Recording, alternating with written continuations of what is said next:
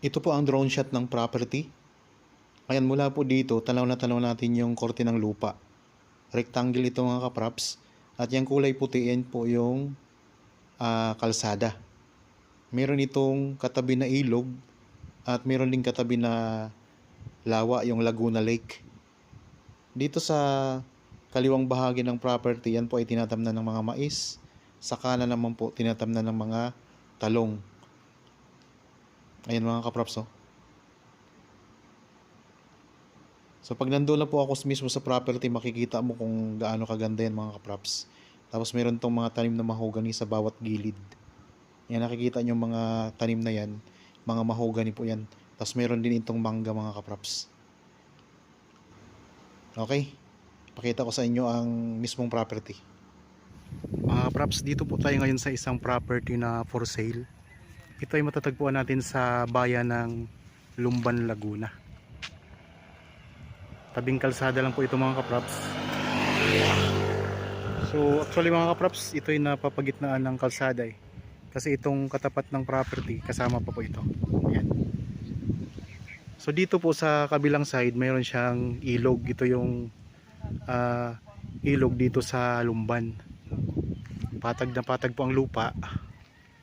Tapos mayroon tong tanim na prutas mga kapraps. May mangga, tapos may dalanghita, may kalamansi.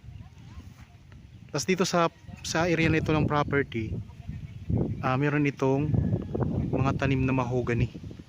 Tapos ang kaharap naman nito mga kapraps ay yung Laguna Lake. Ang ganda ng view dito. Ayan ang mga puno ng mahogany mga kapraps. Nakahilera siya sa boundary ng property. Yan, ito po yung boundary mga kapraps, oh. Diretso po siya papunta doon sa Laguna Lake. Mismong tabi lang ito mga kapraps. Ang frontage po nito ay nasa 35 meters. Tapos ang distansya po nito sa town proper ng Lumban ay nasa ano lang po, mga 7 minutes travel time lang. Tingnan natin tong ano, ikutin natin to, punta tayo doon sa may lake. So ito po yung katapat ng property na kasama po sa sukat nitong property mga kapraps. Meron ding tanim na avocado. Ang direksyon na to, papunta po yan sa town proper ng Lumban. Tapos dito naman po sa kabila, papunta pa po yan sa iba pang mga barangay. Nasa ako po ng Lumban, Laguna. Yan. Tanaw dito natin ang ilog. Tapos dito sa kabila, kaya naman po ang lake. Meron tayong mga mountain views na ang ganda, oh. Kaganda ng mga tanawin mga kapraps. Tara, ikutin natin itong property. Pupuntahan natin yung dulo para may idea kayo. Wala siyang mga tanim dito sa gitna. Patag na patag ang lupa. Pero meron tong mga tanim na mahogany sa boundary niya. Yan, ito yun. Daming mahogany. Tapos dito, ayan, magkabilaan, magkatapatan yung mga tanim na mahogany dito.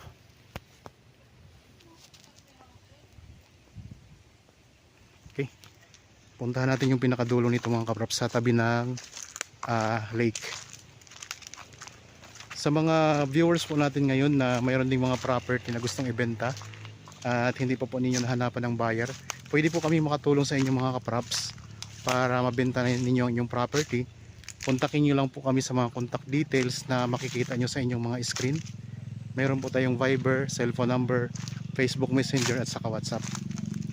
Okay, dito tayo ngayon sa boundary mga kapraps ha. Ito yung boundary mga kapraps, punta doon sa lake. Tapos yung kabilang boundary naman, yung may mga tanim din na mahogany mga kapraps. Ayan po, pag ganun siya. Ganda, no?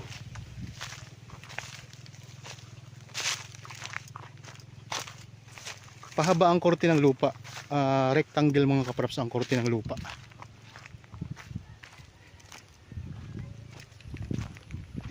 Kaka-relax dito ah.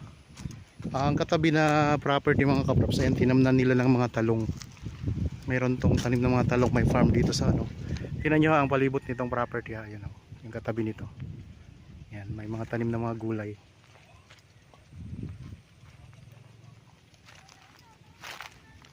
Ito, kung halimbawa gusto niyo magtanim din ng mga gulay, pwede rin ito mga kapraps. Kasi maganda ang lupa dito. Malapit pa sa source ng tubig. Yan, Laguna Lake na po kasi yan, oh.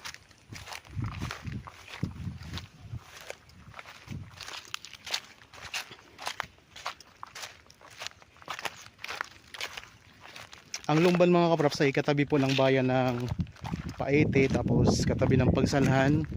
Malapit na lang din po sa Santa Cruz, sa kapital ng lalawigan ng Laguna.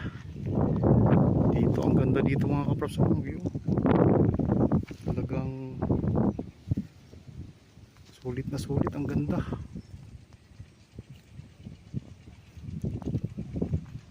Tapos pag nasa ano tayo, ayun kasi yung kalsada mga kapraps, yun yung kalsada na po yun. Pag nandito tayo, ayan ang mga views natin dito. Yan, yung mga alaga silang baka dito.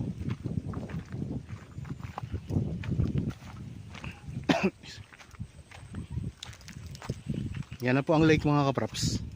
Ito na. So yan yung pinaka boundary ng property, lake. Ganda.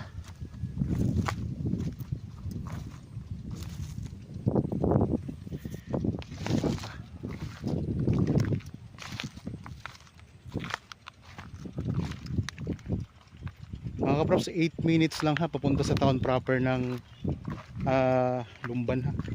Mula dito sa property na ipinipicture ko ngayon.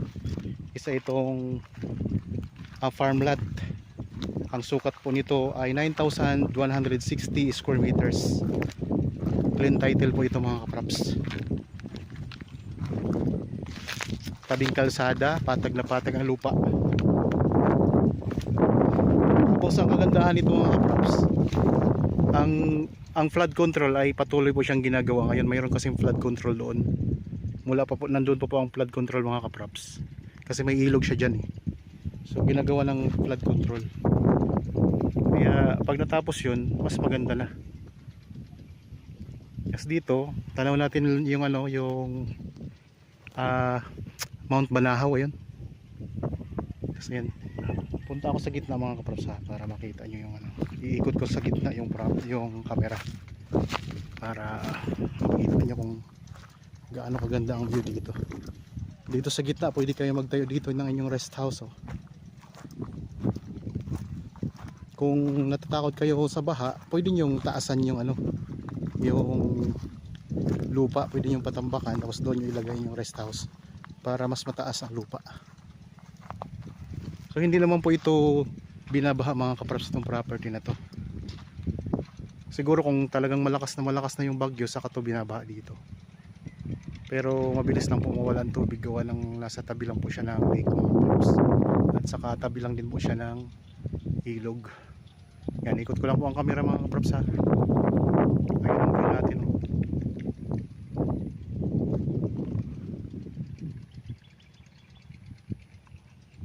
Tapos dito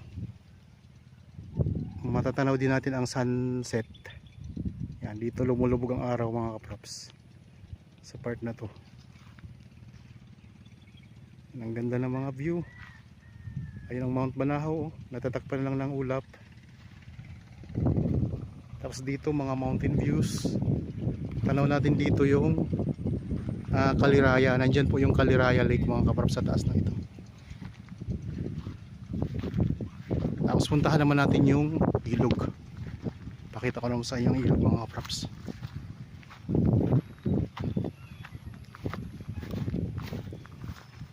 Ito yung kabilang boundary, oh. Gani.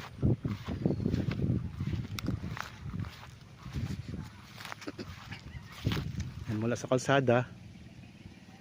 So yan yung mga boundary natin ha, yung mga mahogany mga kaprops. Ganda niya. 360, ikot ko po ng 360 itong camera natin. Ayun yung Laguna Lake.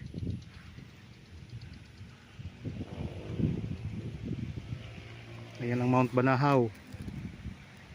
Mga mountain views, yung Kaliraya, bundok ng Kaliraya. Ano natin dito. Tapos ayan po ang kalsada. Tara, punta na tayo sa ilog. Ang lupa ay mayroon ding mga tanim na mga magagandang damo.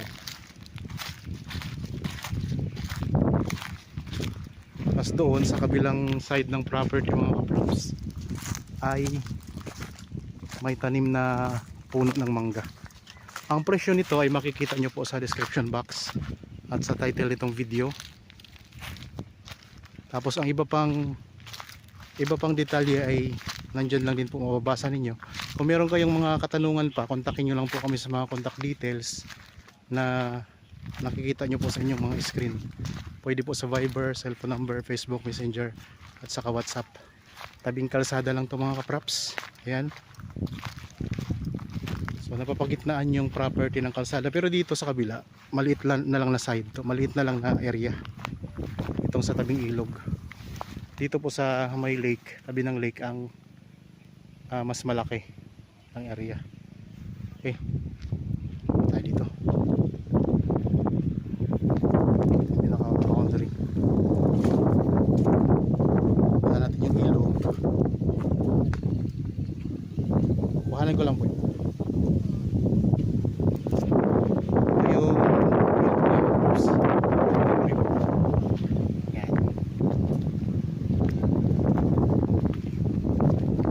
Natin dito yung dam ng Kalirayo.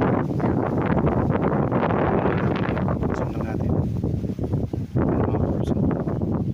Yan yung dam ng Kalirayo. Ito na yung pinaka boundary niya, yung ilog na to.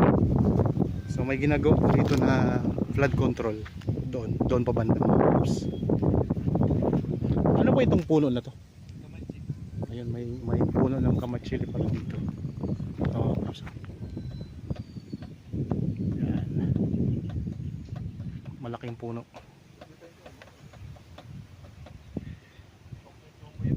Sarap dito tumambay, oh. Paliwalas ng hangin.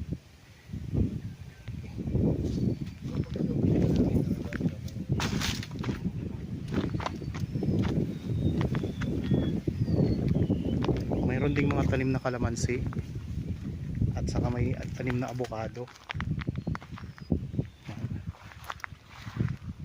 Ganda mga kaprops. Sa interested po, pwede kayo magpa-schedule sa amin ng actual viewing para makita nyo to ng personal.